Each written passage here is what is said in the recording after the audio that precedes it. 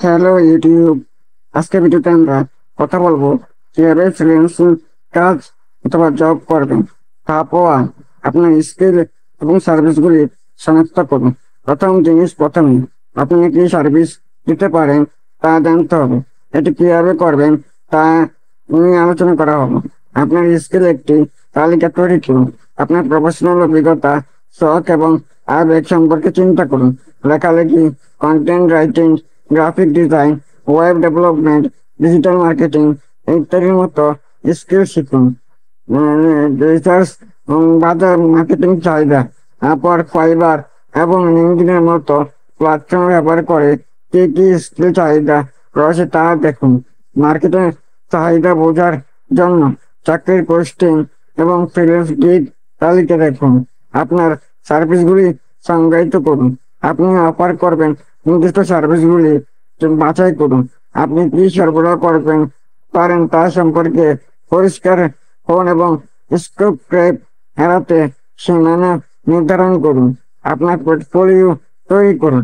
একটি শক্তিশালী পোর্টফোলিও আপনার কাজ প্রদর্শন করে এবং সঠিক ক্লায়েন্টদের আকর্ষণ করে। এখানে কিভাবে একটি পোর্টফোলিও তৈরি করতে হয়, আপনার সেরা কাজ নির্বাচন করুন। আপনার সঠিক স্কিল এবং স্কিল হাইলাইট প্রজেক্ট বাছাই করুন। আপনার বহুমুখিতা দেখানোর জন্য বিভিন্ন ধরনের কাজ অন্তর্ভুক্ত করুন। ডেমো তৈরি করুন।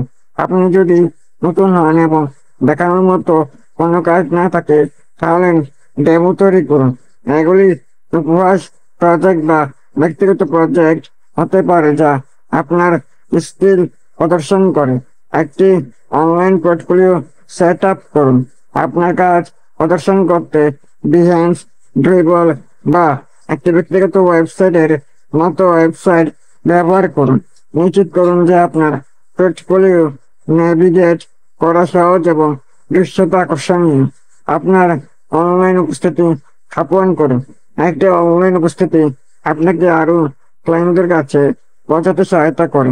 এটি কিভাবে করবেন তা, একটি প্রফেশনাল ওয়েবসাইট তৈরি করুন।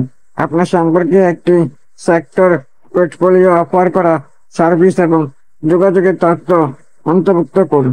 আপনার ওয়েবসাইট তৈরি করতে ওয়ার্ডপ্রেস, উইক্স বা স্কোয়ারশিপের মতো প্ল্যাটফর্ম ব্যবহার করুন।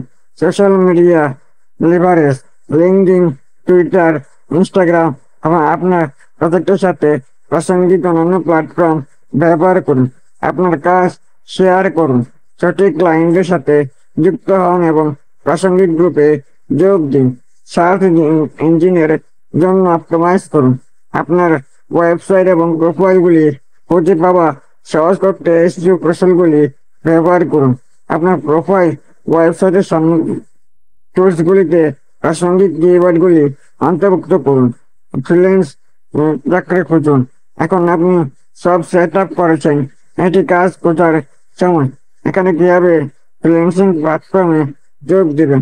আপওয়ার্ক, ফাইবার, ফ্রিল্যান্সার.com এর মতো সাইটে সাইন আপ করুন। একটি আকর্ষণীয় প্রোফাইল তৈরি করুন এবং প্রজেক্টগুলিতে বিডিং করা শুরু করুন। নেটওয়ার্ক এবং নিজেকে মার্কেটিং করুন। প্রজেক্ট ইভেন্ট, ওয়েবিনার যোগ দিন এবং প্রফেশনাল গ্রুপগুলিতে যোগ দিন। সঠিক ক্লায়েন্টের সাথে সরাসরি যোগাযোগ করুন এবং তাদের আপনার সার্ভিস সম্পর্কে জানান। লিভারেজ জব বোর্ড, ফ্রিল্যান্স সুযোগের জন্য flex jobs, we work remotely এবং রিমোটি.com এর মতো জবস বোর্ডগুলি দেখুন।